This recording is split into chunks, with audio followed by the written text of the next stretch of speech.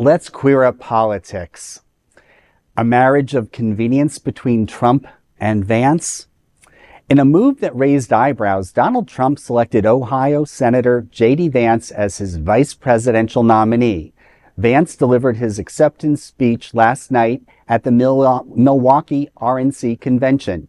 Trump's choice was driven by Vance's unwavering loyalty, despite past harsh criticisms of Trump.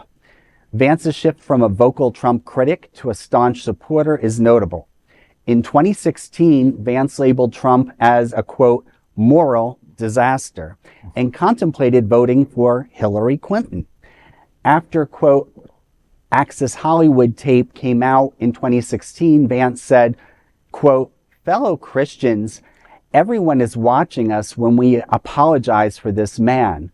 Lord, help us, unquote. However, his desire for political power eventually led him to embrace Trump's policies, even mimicking Trump's style. This was so visible at a 2022 rally in Youngstown, Ohio. The former president, who led the January 6th insurrection, joked about Vance's excessive flattery. Trump said, quote, J.D. is kissing my ass. Of course, he wants my support, unquote. Adding to Trump's authoritarian fantasies, Vance did not mind risking Democratic values either. During the Republican primary for his Ohio seat, Vance said, quote, I think the election was stolen from Trump, unquote. He was talking about the 2020 presidential election. He also downplayed the January 6th domestic terrorism incident to align with Trump. Vance's alignment with Trump extends to foreign policies too. He carries a very dismissive stance on the Russia-Ukraine war.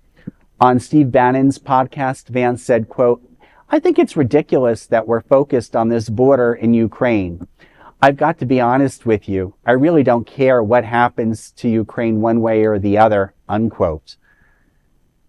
Trump's selection of Vance over other potential VP picks, such as Senator Tim Scott and former UN Ambassador Nikki Haley, indicates his preference for an ass-kisser over expanding his voter base. Who would do it better than J.D. Vance? Perhaps the LGBTQ community should believe candidate Vance when he wrote, quote, I go back and forth between thinking Trump is a cynical asshole like Nixon, who wouldn't be that bad and may even prove useful, or that he's America's Hitler, unquote. Pretty powerful stuff. What are your thoughts? So I have a lot of thoughts on this story. Let it rip. Yeah, I'm going to let it rip for a minute. Yes, please. Listen, I'm going to be authentic here, right? Good pick on the side of the Republicans, right? Like, I'm going to be honest. They picked somebody who's younger than Trump. He's 39 years old. He has a history, a military history. He's from a Rust Belt state like Ohio. He's a white male. He considers himself a Christian. He's married, his children. I think a great pick on the surface. However, I think they run into some major problems, as your story identified. One, some of his past comments about Trump, right?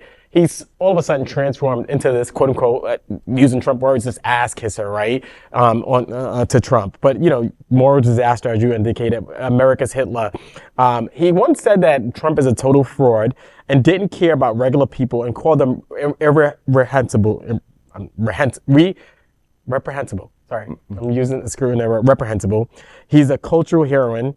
He talked about how he's just an opioid for middle America. I mean, he said some pretty derogatory comments about Trump that I don't think we could forget as Americans. Like, he meant those comments, right? You meant them when you were saying them. It's not all of a sudden that this evaporates, right, or disappears because now you're his VP choice. You said these comments and you meant them about this guy. He said he was a never Trump. He talked about how he's a serial sexual assault person. He committed sexual assaults. I mean, these are all these character assassinations against Trump. But moreover, I think some of our bigger challenges with J.D. Vance is that his stance on policy, public policy, right?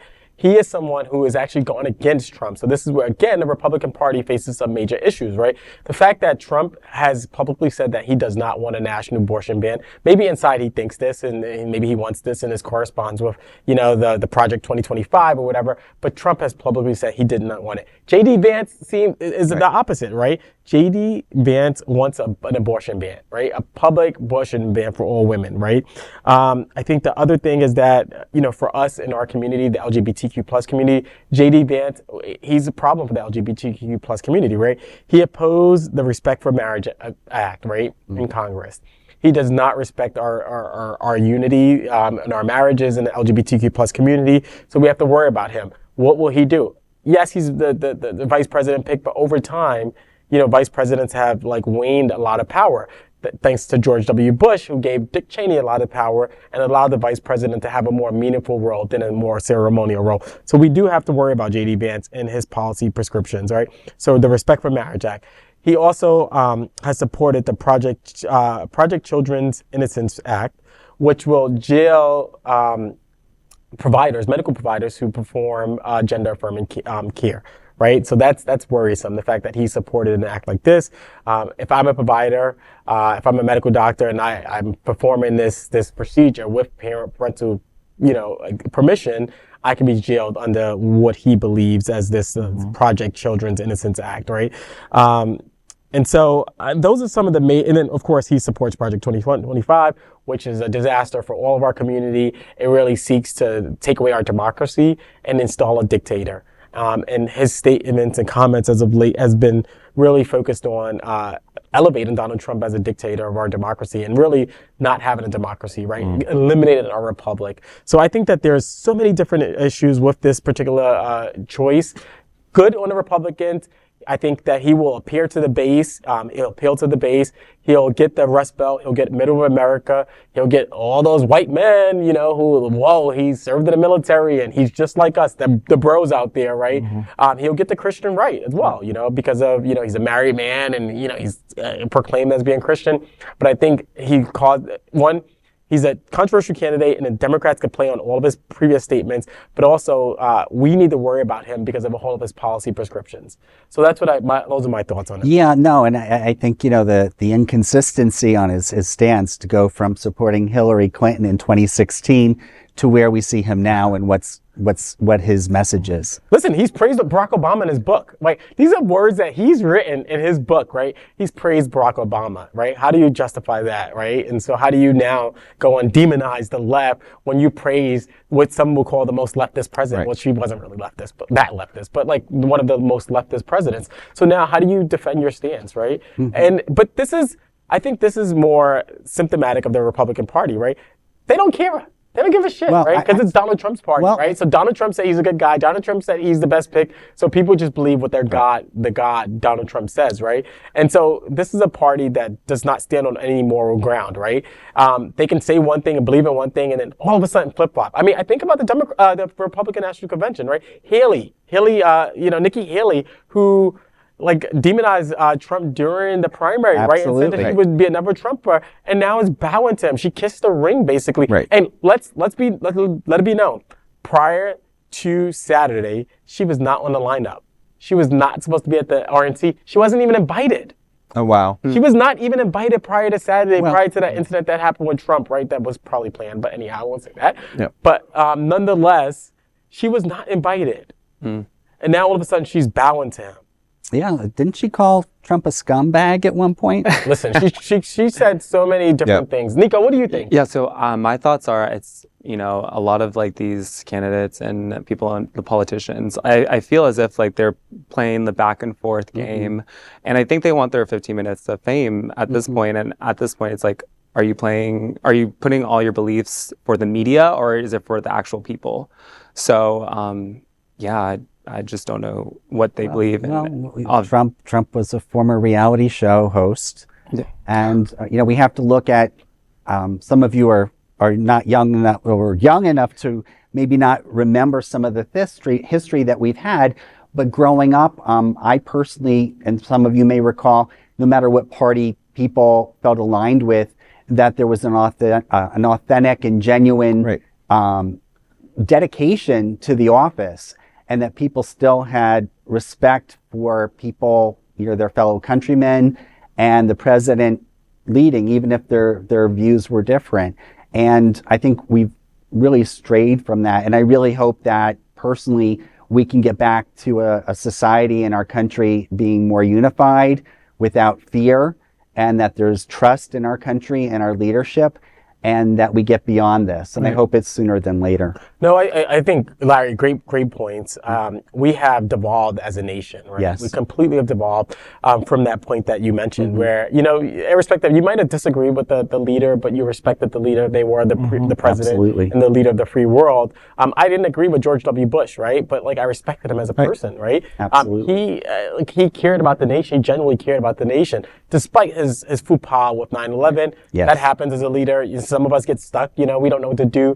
But overall, I think about George W. Bush, who cared about AIDS, right? Right. And he had a huge effort to combat AIDS, in particular Africa, because he thought that that's where it came from, and that's how it spread in America, right? So he was that compassionate conservative, and I do believe he was a compassionate conservative. I didn't believe every policy stance that he agreed with, because I'm a Democrat, I'm a liberal, but he was that compassionate conservative, and you respected the man, and he did care about the nation. It wasn't about his own interests or his family interests, and we do have to get back to this point where, irrespective of your policy, Yes. right, that we respect that leader. And right now, with the former president, Donald J. Trump, we are the laughing stock, and we continue to be the laughing stock of the world. He is a joke to people around the world. People do not respect that guy. Nope. And the Republicans at their convention about people fear him and he's going to be ruthless. They do not fear this guy. They just think he's a dumbass. Let's just be real. Global leaders think he's a dumbass. Right. He cows to Putin. Who does that? He cows to all these autocratic leaders, right? He wants to be a dictator. And surpasses to say, using J.D.Vance, he's Hitler-ish right?